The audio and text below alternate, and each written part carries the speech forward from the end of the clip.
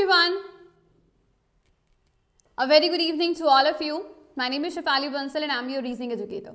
और आज के सेशन में हम बात कर रहे हैं SBI क्लर्क के फॉर्म फिलिंग प्रोसेस के बारे में. ठीक है, अभी ऑल दो ही दिन हुए हैं, 17 और 18. ठीक है, today is 19th of December. ठीक है ना, आई होप अभी मेजरली स्टूडेंट्स ने फॉर्म फिल नहीं किए होंगे. ठीक है, तो अगर आप फॉर्म फिल करने वाले हैं खुद से, ठीक है, तो उससे पहले ये वीडियो ज़रूर देख लीजिएगा. इसमें मैं छोटे छोटे पॉइंट्स सारे डिस्कस करने वाले हैं. पूरा स्टेप बाय स्टेप फॉर्म कैसे फिल करते हैं वो पूरा फॉर्म आपके सामने फिल करके दिखाने वाली हूँ. ठीक है, कि कैसे फॉर्म फिल करते हैं और उसके अलावा फॉर्म भरने से पहले हमें किन चीज़ों को तैयार करके रखना है पहले ही, सो दैट हमारे फॉर्म फिलिंग प्रोसेस में हमें कोई इश्यूज़ ना आए, वो भी मैं आपको बताऊंगी. प्लस फॉर्म फिल करते टाइम हमें सर्कल क्या भरना है, ठीक है, कौन सा स्टेट वगैरह कैसे क्या चूज़ करना है, वो सारी भी बातें मैं आपको बताने वाली हूँ. ठीक है, तो फॉर्म फिल से पहले हमें किन चीज़ों का ध्यान रखना है वो बातें हम पहले डिस्कस कर लेते हैं. आ जाइएगा. ठीक है, देखिए, अगर आप अपना नोटिफिकेशन अच्छे से पढ़ना शुरू कर देना तो आपको मेरे ख्याल से कोई भी वीडियो देखने की उतनी ज़रूरत ना पड़े. बट ठीक है, इट्स ओके. जितने भी कटआउट्स मैं आपके सामने यहाँ पे प्रेजेंट करने वाली हूँ वो सारे के सारे आपके नोटिफिकेशन से ही लिए गए हैं. ठीक है, यानी कि नोटिफिकेशन में हर चीज़ प्रोवाइड की गई होती है. ओके, तो यहाँ पर देखिएगा, बोला हुआ है इन्होंने that before applying online a candidate will be required. ठीक है, फॉर्म भरने से पहले आपने किन चीज़ों को एकत्रित करके रख लेना है. एक स्कैन्ड डिजिटल इमेज, अपनी फोटोग्राफ बना लेनी है, पासपोर्ट साइज फोटोग्राफ जो होती है. ठीक है, एक सिग्नेचर स्कैन करके रखना है, एक लेफ्ट थंब का इंप्रेशन आपने स्कैन करके रखना है और एक हैंड रिटर्न डिक्लेरेशन आपने स्कैन करके रखना है. तो बेसिकली टोटल चार चीज़ें हैं जिनको आपने स्कैन करके पहले से ही रखना है. ठीक है, total 4 things are there. Okay, क्या क्या है वो मैंने आपको बता दिया. That is photograph, signature, left thumb and hand written declaration. ठीक है, अब ये हैंड रिटर्न डिक्लेरेशन क्या है और फोटोग्राफ का साइज क्या लेना होता है. ठीक है, ब्लैक एंड व्हाइट चाहिए होते हैं, कलर चाहिए होते हैं, सिग्नेचर कैसे लिखने हैं, ब्लैक पेन से लिखने हैं, ब्लू पेन से लिखने हैं, लेफ्ट थंब के लिए इंक कौन से यूज़ करनी है, ब्लैक यूज़ करनी है, ब्लू यूज़ करनी है, उसका डायमेंशंस क्या होना चाहिए, फाइल का साइज क्या होना चाहिए, फाइल का फॉर्मेट क्या होना चाहिए. तो ये सारी चीज़ें मैं आपको बताऊंगी, ध्यान से सुनते जाइएगा, एक एक चीज़ बहुत ही ध्यान से. ओके, तो ये है आपका हैंड डिक्लेरेशन. ठीक है, दिस वन, ये भी आपको आपके नोटिफिकेशन पीडीएफ में गिवन है बच्चा. ठीक है, आपने ये वाली लाइन नहीं लिखनी है, कहीं गलती से आप ये वाली लाइन नहीं लिखिएगा, ये तो आपको बताया गया है. ठीक है, आप कहाँ से लिखना स्टार्ट करेंगे, आपने यहाँ से आई से लिखना स्टार्ट करना है, फिर अपना नेम लिखना है. ब्रैकेट में नेम ऑफ द कैंडिडेट मत लिख दीजिएगा, ये सिर्फ आपको बताने के लिए है. ठीक है, आई, जैसे कि फॉर एग्जाम्पल मेरा नाम शेफाली बंसल है तो मैं लिखूंगी I Shefali Bansal, date of birth this. ठीक है, जहाँ पे कॉमास लगे हुए हैं प्लीज़ लगा दीजिएगा और ये पूरा का पूरा एज इट इज़ आपने लिख लेना है. तो इसको एक प्लेन वाइट पेपर ले लीजिएगा, एक प्लेन वाइट पेपर पे इसको आपने लिखना है. ठीक है, और उसको स्कैन कर लेना है अपने मोबाइल से. ठीक है, ध्यान दीजिएगा, यहाँ पे उन्होंने मेंशन किया है कि hand written declaration white paper पर होना चाहिए और आपने लिखते टाइम ब्लैक पेन यानी कि ब्लैक इंक यूज़ करनी है. ठीक है, ब्लू पेन नहीं यूज़ होना है कहीं पर भी. ठीक है, तो जब आप हैंड रिटन डिक्लेरेशन लिखेंगे तो उसको ब्लैक से लिखना है.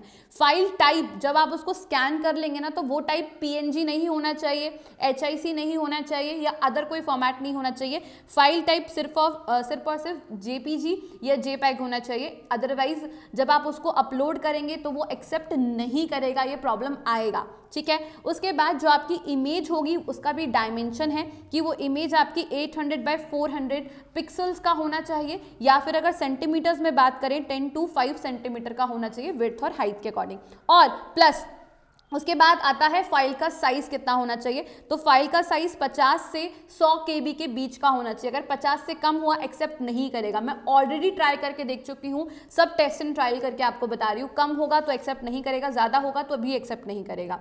ठीक है, तो इसलिए जो जो इंस्ट्रक्शंस आपको यहाँ पे दी गई है ना, फाइल फॉर्मेट, डायमेंशन और फाइल साइज को लेकर एज इट इज रखनी है. अब आपने ये सब कहाँ से करना है, आप गूगल पे जाकर ऑनलाइन ये सब चीज़ फ्री में कर सकते हैं. इमेज रीसाइज करके कुछ टाइप करिएगा, आपको मिल जाएगा. ठीक है, नहीं हो तो प्लीज़ अपने नियर बाय कैफ़े अगर कोई है तो उनके पास जाके ये 4 चीज़ें रेडी करवा लीजिएगा और फॉर्म खुद फिल करके देखो. ठीक है, एक फॉर्म तो नहीं फिल करना होता ना, कहाँ तक फॉर्म फिल करने के पैसे साइबर कैफ़े वालों को देते रहोगे, खुद से भरना सीखो.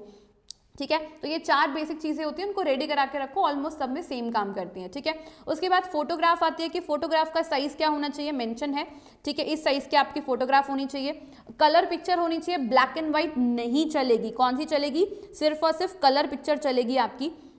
ठीक है।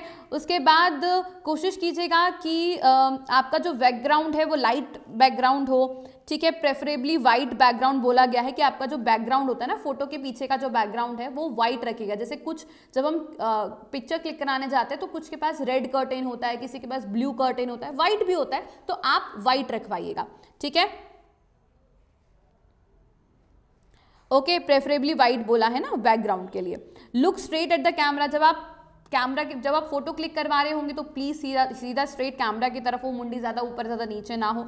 हर चीज उन्होंने यहाँ पर मेंशन की हुई है। रेड आई नहीं होनी चाहिए। अगर आप ग्लासेस जैसे मेरी तरह चश्मा पहनते हो तो आप फोटो क्लिक कराते टाइम ध्यान रखना कि आपके इस पे लेंस वो रिफ्लेक्शन नहीं आना चाहिए। मतलब कहने का मतलब ये है कि आपकी आंखें चश्मे के अंदर भी क्लियर दिखनी चाहिए। मैं इंस्ट्रक्शन दूंगी आपको कि जब आप अपनी फोटो क्लिक कराते हैं ना तो चश्मा हटाकर करवा लिया करो। मैं भी चश्मा हटाकर ही क्लिक कराती हूँ, ठीक है। डायमेंशंस क्या होनी चाहिए, फोटो की मेंशन है कि 200 बाय 230 पिक्सल्स का डायमेंशन होना चाहिए और फाइल का जो साइज होगा वो 20 से 50 KB के बीच का होना चाहिए, ठीक है। और इन्होंने यहाँ पर ये भी बोला हुआ है, आपको पहले ही इंस्ट्रक्शन दे रहे हैं कि सेम फोटोग्राफ की 8 कॉपीज अपने पास आप रेडी कर लीजिए, सो दैट उस पूरे प्रोसीजर में आपको सेम फोटोग्राफ अपलोड करनी होती है। क्योंकि बच्चे क्या करते हैं कि स्टार्टिंग में कुछ लगा दिया, फिर एडमिट कार्ड पे कुछ लगा रहे हैं, फिर वो प्रॉब्लम क्रिएट हो रहा है। तो पहले ही ध्यान रखो कि अगर आप किसी भी एग्जामिनेशन के लिए फोटोग्राफ यूज कर रहे हो तो वो उसके आगे प्रोसीजर के लिए भी आपके पास सेम फोटोग्राफ्स हों। तो पहले ही 100-200 फोटोज क्लिक करा के रख लो, क्योंकि मल्टीपल फॉर्म्स भरते हैं तो चाहिए होती है ना, तो 50 फोटो पहले ही क्लिक करा के रख लिया करो, ठीक है। क्लियर है, चलिए आगे देखते हैं। उसके बाद लेफ्ट थंब इंप्रेशन में आपने क्या करना है बेटा, लेफ्ट थंब इंप्रेशन जो है आपका वो आपने एक वाइट पेपर अपने सिग्नेचर कर लेने हैं और वो भी ब्लैक पेन से करने हैं। उसका डायमेंशन ये होना चाहिए, उसको जब आप स्कैन करोगे तो उसका डायमेंशन ये होना चाहिए, फाइल साइज ये होना चाहिए, ठीक है। और सिग्नेचर क्लियरली विजिबल होनी चाहिए। सिग्नेचर जब आप करोगे तो कैपिटल लेटर्स में या ब्लॉक लेटर्स में नहीं कर सकते हैं। कुछ बच्चे क्या करते हैं अपना नाम पूरा कैपिटल में लिख देते हैं, नहीं लिखना है। सेम जो हैंड रिटन डिक्लेरेशन है वो कैपिटल में नहीं लिखना है, नो, जैसे वहां पे बताया गया है एज इट इज वैसे लिखना है, ठीक है। बात समझ में आ रही है ना। हैंड रिटन डिक्लेरेशन कैपिटल में होगा, ना ही सिग्नेचर कैपिटल में होंगे, ठीक है। उसके बाद आपका जो लेफ्ट थंब इंप्रेशन है उसका फाइल फॉर्मेट जो है वो जेपीजे या जेपैग होना चाहिए। डायमेंशन 240 बाय 240 का होना चाहिए, सेंटीमीटर में ये दिया हुआ है। फाइल साइज ये होना चाहिए, ठीक है। अगर किसी के लेफ्ट थंब में कोई प्रॉब्लम है या किसी का लेफ्ट थंब नहीं है तो मेंशन किया है कि आप अपना राइट थंब अप्लाई कर सकते हैं, ठीक है। उसके बाद हैंड रिटन डिक्लेरेशन आप ही की हैंड राइटिंग में होना चाहिए, किसी अदर और पर्सन की हैंड राइटिंग में नहीं होना चाहिए, ठीक है। लेफ्ट थंब इंप्रेशन भी आप ही का होना चाहिए, क्योंकि बाद में जब डॉक्यूमेंट वेरिफिकेशन होगा तो वहाँ प्रॉब्लम नहीं आनी चाहिए, वहाँ पे चीज़ें मैच करनी चाहिए। या जब आपका एडमिट कार्ड, जब आप एग्जामिनेशन देने जाएंगे तो मान लो अगर वहाँ पे बायोमेट्रिक वगैरह सब करवा रहे हैं और आपका फॉर्म में जो आपने डिटेल्स प्रोवाइड की है अगर उससे कुछ भी चीज़ मैच नहीं हुआ तो प्रॉब्लम हो जाएगा, ठीक है। तो ऐसा नहीं करने की अरे भाई तू कर दे, तू अपना लेफ्ट थंब लगा दे, नहीं, आपने अपना लगाना है, ठीक है। चलो उसके बाद आपने फॉर्म फिल करने के लिए कहाँ पर जाना है बेटा, फॉर्म फिल करने के लिए हमने sbi.co.in इस वेबसाइट पर आपने चले जाना है। तो आइएगा, मैं आपको ये वेबसाइट शो कर देती हूँ, ठीक है। अब आपको मेरे लैपटॉप की वेबसाइट जो है वो शो होगी, जस्ट अ सेकेंड, या तो आपने यहाँ पर क्या सर्च कर लेना है बेटा, sbi.co.in आपने सर्च कर लेना है, ठीक है। एक सेकेंड, यस, यहाँ पर आपको ये करियर का ऑप्शन दिख रहा है, इस करियर के ऑप्शन पे आप क्लिक करेंगे। उसके बाद ये जो लेटेस्ट अनाउंसमेंट आपको दिख रहा है राइट हैंड साइड पे, इस पे एरो पर क्लिक करेंगे। ये जो फर्स्ट वाला डॉट है इस पर आप क्लिक करेंगे तो रिक्रूटमेंट ऑफ जूनियर एसोसिएट्स आपको यहाँ पर दिख रहा है। यहाँ पे आपको अप्लाई ऑनलाइन दिख रहा है, उस पर क्लिक करिएगा। अप्लाई ऑनलाइन पे क्लिक करते ही कुछ ऐसा पेज ओपन हो जाएगा। अगर आप फर्स्ट टाइम रजिस्ट्रेशन कर रहे हैं तो click here for new registration पे आपने क्लिक करना है, ठीक है। सबसे पहले अपना नेम फिल कर देना है, फर्स्ट लेटर कैपिटल, बाकी नॉर्मल, ठीक है। 2 बार अपना नाम लिखना है, एक बार कंफर्म करेंगे। अगर आप अपने नाम में कोई मिडिल नेम लिखते हैं तो आप यहाँ पर लिख लीजिएगा, अदरवाइज आप लास्ट नेम पर आ जाइएगा, ठीक है। चलिए उसके बाद यहाँ पर अपना मोबाइल नंबर आप इंसर्ट कर दीजिएगा, 8130468940, दिस इज़ माई नंबर।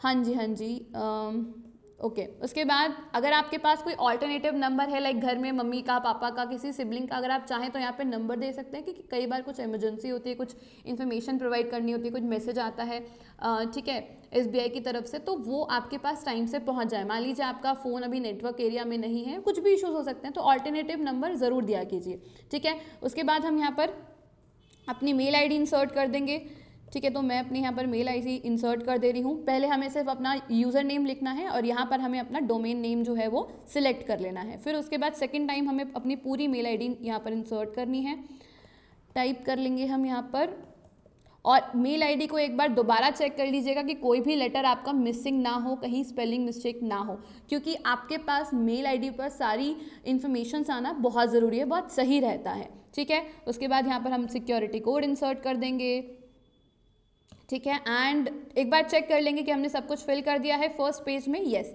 तो उसके बाद राइट हैंड साइड में आपको सेव एंड नेक्स्ट दिखेगा, उस पर क्लिक करते ही ऊपर आपके पास देखो एक ऊपर एक नोटिफिकेशन आएगा, ऊपर एक छोटा सा कि आपने जो इन्फॉर्मेशन फिल किया है, क्या आप कह रहे हैं कि वो एकदम करेक्ट है। मैं ओके पे क्लिक कर दूंगी।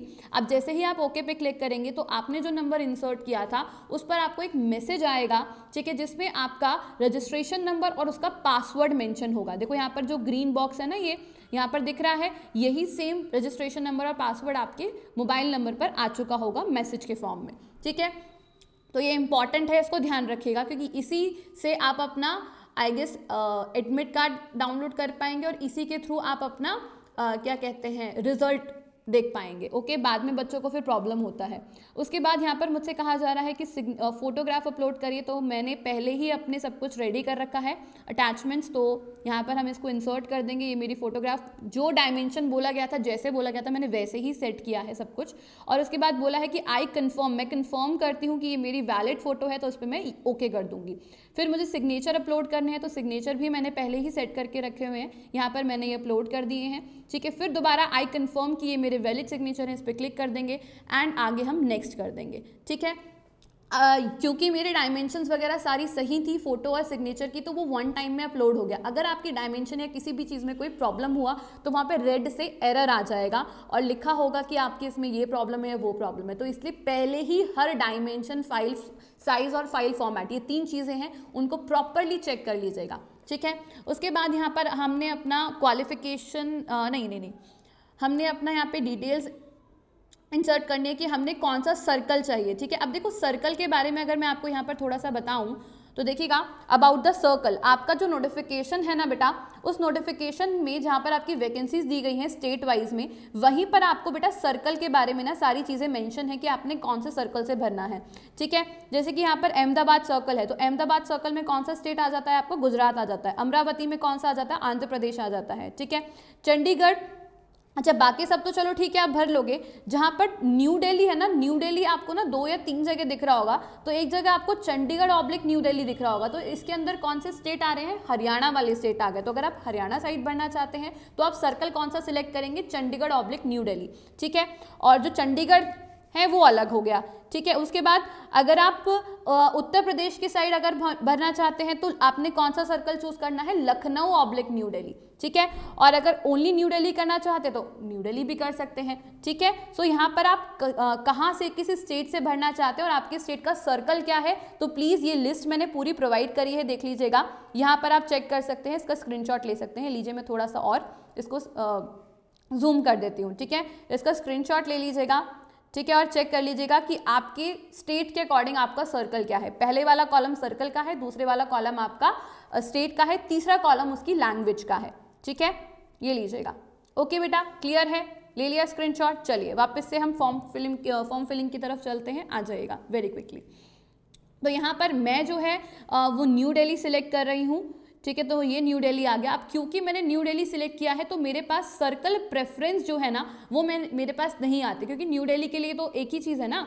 लेकिन अगर सपोज करो मैं यहाँ पर Lucknow oblique new Delhi select करती तो मेरी सर्कल प्रेफरेंस आती कि आप पहली प्रेफरेंस किसको देते, लखनऊ को या न्यू दिल्ली को, फिर आप अपने अकॉर्डिंग चूज करेंगे। लेकिन क्योंकि मैं न्यू दिल्ली चूज करूंगी तो मेरे पास ये ऑप्शन खत्म हो जाएगा, ठीक है। अच्छा, आप कौन से स्टेट के लिए अप्लाई करना चाहते हैं, मैं दिल्ली के लिए अप्लाई करूंगी। मेरे पास ऑप्शन उत्तराखंड का भी है लेकिन मैं दिल्ली सेलेक्ट कर रही हूँ, ठीक है। उसके बाद आप लोकल लैंग्वेज कौन सी सिलेक्ट करेंगे, मेरे पास ऑप्शन ही हिंदी का है, ठीक है। उसके बाद जो भी लोकल लैंग्वेज हमने यहाँ पे सिलेक्ट करी है क्या वो मैंने अपने 10th और 12th में पढ़ी है? अगर हाँ तो आप उसको येस कर देंगे, अगर नो करेंगे तो आपको फिर रीजनल लैंग्वेज टेस्ट देना पड़ेगा। तो अगर आप किसी अदर स्टेट से फॉर्म फिल कर रहे हैं तो प्लीज़ मेक श्योर कि आपको वहाँ की लोकल लैंग्वेज आती हो, ठीक है? जो भी लोकल लैंग्वेज आप सिलेक्ट कर रहे हैं वो आती हो और आपके पास उसका 10th या 12th का सर्टिफिकेट या मार्कशीट होनी चाहिए। आपको सबमिट करनी होगी जब डॉक्यूमेंट का काम होगा, ठीक है? अभी नहीं सबमिट करनी है बट डॉक्यूमेंट वेरिफिकेशन के टाइम पे आपको सबमिट करनी होगी, ठीक है? उसके बाद आप कैटेगरी अपने अकॉर्डिंग चूज कर लीजिएगा,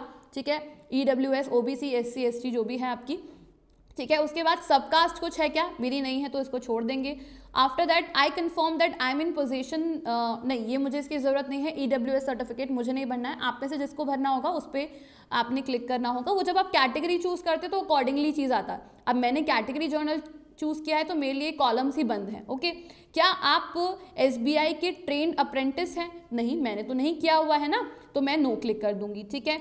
अगर मैं येस करती तो मुझे ये सारी डिटेल्स फिर फिल करनी पड़ती, नो करते ही ये सारी डिटेल्स चली गई हैं। Are you a person with any kind of disability? नहीं, मुझे कोई डिसेबिलिटी नहीं है। आपको है तो आप येस कर दीजिएगा। येस करेंगे तो आपके फिर आगे और ऑप्शन बढ़ता है कि किस टाइप की डिसेबिलिटी है, फिर आपको सिलेक्ट करना होगा, ठीक है? मैं यहाँ पे नो कर दे रही हूँ, ओके? उसके बाद ये सारे ऑप्शंस मेरे लिए ब्लॉक हैं बेटा, ये सब ब्लॉक हैं, ये सब, ठीक है? ओके, नेक्स्ट आता है मेरे लिए पर्सन अगेन डिसेबिलिटी का, तो मुझे किसी तरह की कोई डिसेबिलिटी नहीं है, मैं अगेन नो कर दूंगी। अगर मैं येस करती तो फिर मेरे लिए आगे के ऑप्शंस भी ओपन है, मैंने नो कर दिया तो ये सब बंद हो गए मेरे लिए, ठीक है? चलिए आगे चलते हैं। उसके बाद पूछा जाता है आपका रिलीजन क्या है, तो आपका जो भी रिलीजन है आप फिल कर दीजिएगा। मैंने हिंदू फिल कर दिया है।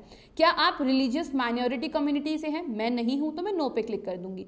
सिटीजनशिप मेरी ऑलरेडी ऑटोमेटिकली इंडियन आ रही है। क्या मैं कोई डिवोर्स विमेन वगैरह या विडो हूं तो मैं इस पर नो पे क्लिक कर दूंगी। अगर आप हाँ हैं अगर तो येस पे क्लिक कर दीजिएगा। क्या आप एक्स सर्विसमैन हैं? नहीं, मैं नहीं हूं। क्या आप डिसेबल्ड एक्स सर्विसमैन हैं? नहीं, मैं नहीं हूं। अगर आप हैं तो येस पे क्लिक कर दीजिएगा, ठीक है? ओके, उसके बाद आगे चलते हैं। क्या आप डिपेंडेंट हैं अपने, are you dependent of serviceman killed in action? कि मतलब जो सर्विसमैन जिनकी डेथ हो गई है तो क्या आप उनके डिपेंडेंट हैं? मैं नहीं हूं, मैं नो पे क्लिक कर दूंगी। अगर आप हैं तो येस पे क्लिक कर लीजिएगा।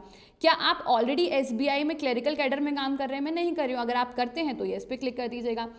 Have you earlier employed? क्या आप कभी SBI में पहले काम करके रिजाइन कर चुके हैं? मैंने कभी नहीं किया तो मैं नो कर दूंगा। अगर आपने पहले कभी काम किया है, आपके पास एक्सपीरियंस है SBI का, तो आप इस पर येस कर सकते हैं, ठीक है? उसके बाद क्या आपने कभी बैंक से लोन लिया और फिर उसके बाद फ्रॉड किया? क्या आपके ऊपर ऐसा बैंक का कोई घपले वाला है? तो मेरा नहीं है, मैंने अभी कभी ऐसा कोई फ्रॉड नहीं किया तो मैं नो कर दूंगी। अगर आपने किया है तो येस करिएगा, उसको हाइड नहीं करिएगा, क्योंकि ये सारी चीज़ें डिटेल्स बाद में ओपन हो जाती हैं। तो अगर आप हाइड करेंगे आप ही को फ्यूचर में प्रॉब्लम होगा। तो प्लीज़ अगर आपने आपके नेम पर, फैमिली के नेम पर नहीं, आपके नेम पर अगर कोई भी प्रॉब्लम है बैंक से रिलेटेड तो आपने येस क्लिक करना है, नहीं है तो नो क्लिक कर दीजिएगा। Are there adverse report regarding? नहीं, इसको भी नो कर दीजिएगा, ठीक है? उसके बाद मतलब ये वाला जो था ना, ये इसका मतलब था कि आपके ऊपर कोई कभी पुलिस केस वगैरह, कोई FIR वगैरह हुई है, मेरे ऊपर नहीं हुई है तो मैंने नो क्लिक कर दिया, ठीक है? उसके बाद प्रिलिमिनरी एग्जामिनेशन आप किस सेंटर में चाहते हैं? तो मैं तो भाई दिल्ली चाहती हूँ तो मैं दिल्ली NCR चूज़ कर लूँगी, ठीक है? उसके बाद सेंटर क्या चाहते हैं सिलेक्ट कर लीजिएगा, दिल्ली NCR, सारी सिटीज़, ऑप्शन ही नहीं आ रहा मेरे पास। तो मेंस का आप अपने अकॉर्डिंग जो सिलेक्ट करना चाहते हैं वो कर सकते हैं, सारे ऑप्शंस आपके पास अवेलेबल है। आप जहाँ भी एग्जाम देने जाना चाहते हैं प्रीलिम्स का, वहाँ पे आप देने जा सकते हैं। जैसे किसी किसी को इच्छा होती है, सॉरी, किसी को इच्छा होती है कि हम लोगों ने तो भाई पहाड़ घूमने जाना है, तो हमने तो नहीं जाना है तो हम तो दिल्ली सिलेक्ट कर लेंगे, ठीक है? उसके बाद हम अगर नेक्स्ट यहाँ पर बात करें तो I intend to bring the following ID। हाँ, आप ID कौन से, अच्छा पहले मेंस का सेंटर चूज कर लेते हैं, वो भी मैंने दिल्ली कर दिया। अब ये कह रहे हैं कि I intend to bring the following ID when appearing for the examination, कि जब मैं एग्जामिनेशन देने जाऊंगी, एक मिनट, यस, जब मैं एग्जामिनेशन देने जाऊंगी तो जो ID मैं यहाँ पर बोल रही हूँ वही लेकर आऊंगी। तो यस, ओके, इस पर क्लिक किया। अब आप कौन सा ID कार्ड लेके जाना चाहते हैं? Passport, Aadhaar card, PAN card, driving licence, voter ID card. तो Aadhaar card is the best, Aadhaar card आप लेके चले जाइएगा, ठीक है? उसके बाद आपने उसका प्रूफ, मतलब नंबर डालना है, आधार कार्ड का आपका जो नंबर होगा ना वो आपने इंसर्ट करना है। मैं फिलहाल यहाँ पर कुछ भी इंसर्ट कर दे रही हूँ, ठीक है? मैंने कुछ भी इंसर्ट कर दिया है। Okay, kindly indicate medium of paper, आपके एग्जाम का मीडियम क्या रहना चाहिए आपके अकॉर्डिंग, इंग्लिश और हिंदी। अगर आपने ऊपर कोई और अदर लैंग्वेज सिलेक्ट किया होता तो यहाँ पर भी आपको ऑप्शन आ रहा होता, मैंने हिंदी सिलेक्ट किया था तो मेरे पास इंग्लिश और हिंदी का आया है, ठीक है। उसके बाद पर्सनल डिटेल्स भर दो यहाँ पर भाई, आपकी डेट ऑफ बर्थ क्या है, तो डेट ऑफ बर्थ अपनी सही भरना। देखकर बहुत सारे बच्चे गलत मंथ भर देते हैं, मुझे समझ नहीं आता ऐसा क्यों करते हो आप लोग, ठीक है। तो यहाँ पे ईयर भर दीजिएगा, मैं 96 कर रही हूँ जबकि मैं 95 बॉर्न हूँ। ओके, जेंडर क्या है, जब फीमेल आ जाएगा। क्या आपका कोई ट्विन ब्रदर है, सिबलिंग नहीं पूछ रहा है, रियल सिबलिंग नहीं पूछ रहा है, सिबलिंग अलग चीज़ हो गया, ट्विन मतलब क्या आप जुड़वा पैदा हुए थे, तो नहीं भाई मेरा कोई जुड़वा नहीं है, नो कर दूंगी मैं इसको। ये यहाँ पर ये ऑटोमेटिकली सेक्शन बंद हो गए। मैरिटल स्टेटस क्या है, मैं अनमैरिड हूँ, अनमैरिड पे क्लिक कर दीजिएगा। अगर आप मैरिड हैं तो मैरिड पे क्लिक करके आपके फिर स्पाउस का डिटेल्स पूछेगा, मैं अनमैरिड हूँ तो मेरे लिए वो ऑप्शंस बंद हो जाते हैं, ठीक है। फिर फादर का नाम पूछा गया है, मैं रियल नेम तो इंसर्ट नहीं करूँगी, तो मैं यहाँ पर कोई भी नेम एंटर कर देती हूँ। क्या एंटर कर सकते हैं, सुमित एंटर कर देते हैं, ठीक है। फादर का मिडिल नेम नहीं मेंशन कर रहे हैं, लास्ट नेम मेंशन कर देते हैं, चलिए बंसल, ठीक है। मदर का फर्स्ट नेम, मदर का नाम क्या रखें, किरण रख देते हैं, चलिए। उसके बाद मदर का लास्ट नेम बंसल आ जाएगा, ठीक है। स्पाउस तो है नहीं, ठीक है। एड्रेस में कुछ भी फिल कर सकते हैं हम, आपका जो एड्रेस है आप वो फिल करिएगा जो आपके आधार कार्ड पे मेंशन है, ठीक है। कई बार बच्चे क्या करते हैं, आधार कार्ड पे अलग एड्रेस होता है और डिटेल्स में अलग एड्रेस होता है, आपका एड्रेस आपके आधार कार्ड से मैच होना चाहिए, ठीक है। तो मैं यहाँ पर कुछ भी लिख देती हूँ, क्या लिखूँ,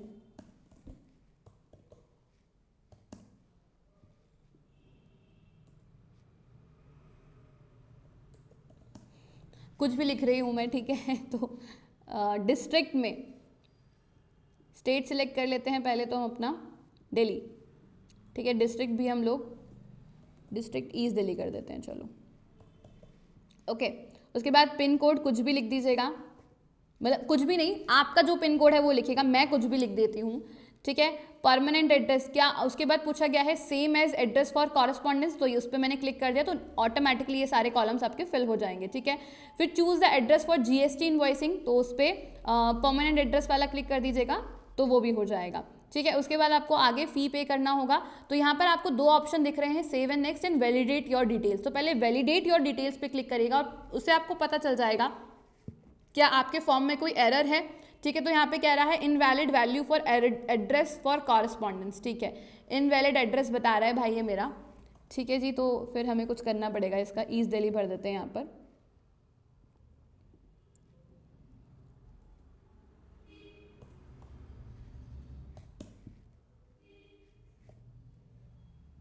ओके। लेट्स सी, दोबारा से वैलिडेट करते हैं। हाँ, अब देखो जैसे ही अगर आपकी सारी डिटेल्स सही होंगी तो आपके पास एक मैसेज पॉपअप होगा ऊपर, वेरीफाइड सक्सेसफुली, यानी कि आपकी सारी डिटेल्स सही है। ओके पे क्लिक करिएगा, सेव एंड नेक्स्ट पे क्लिक करिएगा एंड आप नेक्स्ट थर्ड पेज पर आ जाएंगे। अब यहाँ पर आपने अपनी एजुकेशन क्वालिफिकेशन की डिटेल्स डालनी है। सबसे पहले ग्रेजुएशन, अगर आप अपीयरिंग में हैं अभी, अगर आप फाइनल ईयर में है या फाइनल सेमेस्टर में है तो आप अपीयर्ड लिखकर आगे डिटेल्स फिल कर दीजिएगा। मैं पास हूँ तो मैं पास पे क्लिक कर देती हूँ। कॉमर्स बैकग्राउंड से हैं, अपने कॉलेज का नेम लिख लीजिएगा, ठीक है। दिल्ली यूनिवर्सिटी आना चाहिए तो दिल्ली कॉमर्स ऑफ ये आ जाएगा, ठीक है। उसके बाद कब मैंने पास किया था तो एग्जैक्ट डेट तो मुझे याद नहीं है, पर चलो कोई बात नहीं, यहाँ पे ये लिख लेते हैं, ठीक है। उसके बाद अपनी परसेंटेज कैलकुलेट करके यहाँ पे लिख दीजिएगा, किस क्लास में आपने, क्लास नहीं मतलब फर्स्ट क्लास सेकंड क्लास, किस क्लास से पास किया था वो लिख दीजिएगा, ठीक है। उसके बाद अगर आप और कोई डिटेल भरना चाहते हैं अपनी कि आपने पोस्ट ग्रेजुएशन कब किया था, वो अगर आप फिल करना चाहते हैं तो फिल कर सकते हैं। क्या अगर आपके पास कोई प्रोफेशनल क्वालिफिकेशन है तो वो आप फिल कर सकते हैं। ये एक तरह से ना आपका रेज्यूमे बन रहा है, ठीक है। ये पूरा डेटा जो है आपके पैनल के पास जाएगा, ठीक है। चलिए आगे बढ़ते हैं। उसके बाद वर्क एक्सपीरियंस आपसे पूछ रहा है कि आपके पास कोई वर्क एक्सपीरियंस है, तो अगर आप वर्क एक्सपीरियंस मेंशन करना चाहते हैं तो आप मेंशन कर सकते हैं। मैं नहीं करना चाहती हूँ, मैं नो पे क्लिक कर दूंगी, ठीक है। प्रेजेंटली वर्किंग नहीं, मैंने नो पे क्लिक कर दिया, ठीक है। उसके बाद मुझसे यहाँ पे पूछ रहा है नेक्स्ट अदर डिटेल्स में, whether desirous of taking pre exam training, ठीक है। क्या मैं पीटी लेना चाहती हूँ? प्री एग्ज़ाम ट्रेनिंग क्या होता है कि जिन बच्चों के पास कंप्यूटर की फैसिलिटी नहीं होती है, लैपटॉप की फैसिलिटी नहीं होती है, तो एग्जामिनेशन सेंटर पे जाके कंप्यूटर को ऑपरेट कैसे करना है वो चीज़ पहले आपको सिखाई जाती है, ठीक है। और ये फैसिलिटी जो है वो आपकी SC ST OBC EXS इन सब के लिए होती है, ठीक है। आप देख सकते हैं कि मेरे लिए ऑलरेडी ये कॉलम बंद है क्योंकि मैंने कैटेगरी क्या फिल किया था, जनरल। अगर मैं SC ST फिल करती तो मेरे लिए कॉलम ओपन होता। तो अगर आप SC ST कैटेगरी या अदर किसी कैटेगरी से हैं और अगर आप लेना चाहते हैं, कोई मैंडेटरी नहीं है, इट्स अप टू यू कि हाँ आपको चाहिए कि नहीं, मुझे एक बार जाकर देखना है कि कैसे कंप्यूटर ऑपरेट करते हैं, कैसे आंसर्स टिक करते हैं, तो वो सारी ट्रेनिंग आपको कराई जाती है। एग्जामिनेशन से कुछ दिन पहले आपको ट्रेनिंग के लिए बुलाया जाता है, ठीक है। उसके लिए भी आपको सेंटर वेंटर सब मिलता है, ठीक है। यहाँ पे लिखा है ना centre of pre examination training, तो वो भी आप सिलेक्ट करते हैं, ठीक है। उसके बाद आ जाता है लोकल लैंग्वेज। तो मेरी लोकल लैंग्वेज यहाँ पे हिंदी लिखी हुई है क्योंकि मैंने सिलेक्ट की थी, तो मुझे पढ़ना भी आता है, लिखना भी आता है, बोलना भी आता है। उसके बाद मैं एक और लैंग्वेज लिख लेती हूँ, इंग्लिश। मुझे पढ़ना भी आता है, बोलना भी आता है, लिखना भी आता है, ठीक है। दोबारा से हम वैलिडेट योर डिटेल्स पे क्लिक करेंगे। अगर सारी डिटेल्स सही भरी हैं तो फिर से आ जाएगा वेरीफाइड सक्सेसफुली, ओके पे क्लिक कर दीजिएगा एंड सेव एंड नेक्स्ट पे कर दीजिएगा। और अब यहाँ पर मेरा पूरा फॉर्म मुझे यहाँ पर दिख रहा है, जो मैंने डिटेल्स भरी थी। आप यहाँ पे चेक कर सकते हैं एक बार कि कोई डिटेल आपने गलत तो फिल नहीं करी है, ठीक है। उसके बाद नीचे नीचे नीचे फिर से जाएंगे और जाते जाएंगे आगे, तो यहाँ पर आपको सब कुछ जो आपने फिल किया है वो आपको यहाँ पर दिख रहा होगा। उसके बाद आपको डिक्लेरेशन भरना है यहाँ पर अपना कि हाँ मैं डिक्लेयर करती हूँ कि जो भी मैंने एप्लीकेशन फॉर्म में डिटेल भरी है वो एकदम करेक्ट है, उसमें कोई किसी भी स्टेज पर मैंने गलत इन्फॉर्मेशन नहीं प्रोवाइड करी है। तो उस पर आप एग्री कर रहे हैं कि हाँ इस फॉर्म में जो भी डिटेल्स दी गई हैं वो मेरे द्वारा दी गई हैं और सारी डिटेल्स एकदम सही हैं, ठीक है। उसके बाद बोला है I confirm that my name as filled by me in the application form exactly matches with the name in my ID proof। मैं ये कंफर्म करती हूँ कि जो नाम मैंने इस फॉर्म में भरा है वो मेरी ID से मैच करता है। अगर नहीं करता है तो आप नीचे नो पे क्लिक कर सकते हैं, ठीक है। मेरा तो सही है तो मैं ओके पे क्लिक कर रही हूँ, फर्स्ट वाले पे क्लिक कर दिया एंड आपको राइट साइड में अपने सिग्नेचर भी दिख जाएंगे और कंप्लीट रजिस्ट्रेशन पे क्लिक कर दीजिएगा, ठीक है। यहाँ पे लिखा आ रहा है कि कंप्लीशन ऑफ रजिस्ट्रेशन के बाद no changes of details already entered will be permitted, कि आप अपनी किसी भी डिटेल को चेंज नहीं कर पाएंगे, ठीक है। तो ओके पे क्लिक कर दीजिएगा। फिर दोबारा पूछ रहे हैं कि सोच लो पक्का ना तुम्हारे फॉर्म में कोई मिस्टेक नहीं है। क्यों पूछ रहा है? क्योंकि ज़्यादातर बच्चे ना फॉर्म भरते टाइम में ना मिस्टेक कर देते हैं। तो एक बार फिर सोच लो कि सारी डिटेल सही है। मैं कह रही हूँ ठीक है, बढ़ गए हम आगे, ठीक है। उसके बाद 5th पेज ओपन हुआ है जहाँ पर आपको अपने लेफ्ट थंब इम्प्रेशन और हैंड रिटर्न डिक्लेरेशन को अटैच करना है। तो यहाँ पर मेरे पास थंब इम्प्रेशन पहले से है तो मैंने यहाँ पे क्लिक कर दिया और यहाँ पे मैंने सबमिट कर दिया, ठीक है। ओके पे क्लिक कर दीजिएगा, अटैच हो गया है, ठीक है। ओके, अब यहाँ पर देखो प्रॉब्लम आया है, आई गेस थंब अटैच हो गया है, हो गया। अच्छा, अब मुझसे हैंड रिटर्न डिक्लेरेशन मांगा जा रहा है। तो देखो मैंने ये एक ऐसे ही एक डेमो के लिए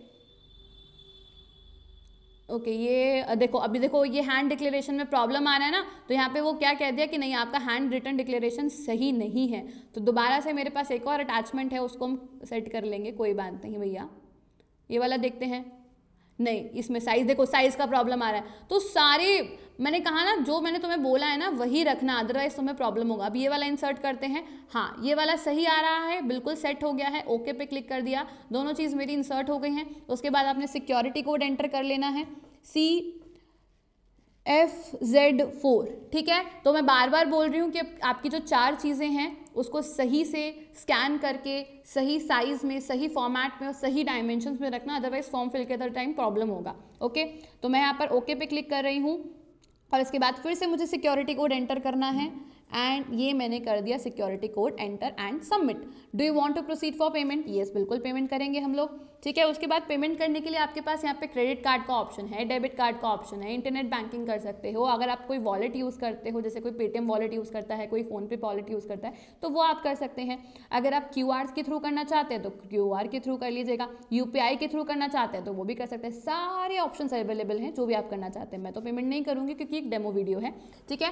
तो आप जैसे ही अपना पेमेंट करेंगे तो पेमेंट करने के बाद आपके पास क्या आ जाएगा बेटा, आपके पास आपका फॉर्म फिल हो जाएगा, ठीक है। उसके बाद लास्ट में ना शायद आपका डिटेल्स आप उसमें एक ऑप्शन आएगा, क्या आप चाहते हैं कि आपकी सारी डिटेल्स आपको मेल पर भेजी जाए, तो उस पर येस पे क्लिक कर लेना, ठीक है। तो आपका पूरा फॉर्म जो है आपकी मेल ID पर ऑटोमेटिकली पहुंचा दिया जाएगा, ठीक है। तो इस तरह से आप अपना पूरा फॉर्म फिल कर सकते हैं। ओके बेटा, तो अब हम दोबारा से यहाँ पर अपनी स्लाइड पर आ जाते हैं। तो बस आपने इन 4 बातों का ध्यान रखना है, दिस 4 थिंग्स। ये सही साइज, सही फॉर्मेट, सही डायमेंशन में होना चाहिए, अदरवाइज फॉर्म फिलिंग में आपको प्रॉब्लम होगा। ठीक है, तो बस इतना ही है। ओके, सो आई होप मैंने फॉर्म के रिगार्डिंग आपकी सारे डाउट्स क्लियर कर दिए हैं कि कैसे कैसे फॉर्म फिल करना है स्टेप बाय स्टेप। आप अपना फॉर्म इजीली भरिए। वैसे प्रोसेस बहुत इजी है, अगर आप ये 4 चीज़ें पहले ही तैयार कर लेते तो प्रोसीजर बहुत ईजी, आप खुद से फॉर्म फिल कर सकते हैं। ठीक है, चलिए, तो अपना अच्छे से फॉर्म फिल करिए, अच्छे से अपनी तैयारी करिए। और हमारी क्लासेस जो है वो ऑलरेडी हो रही हैं यूट्यूब पर।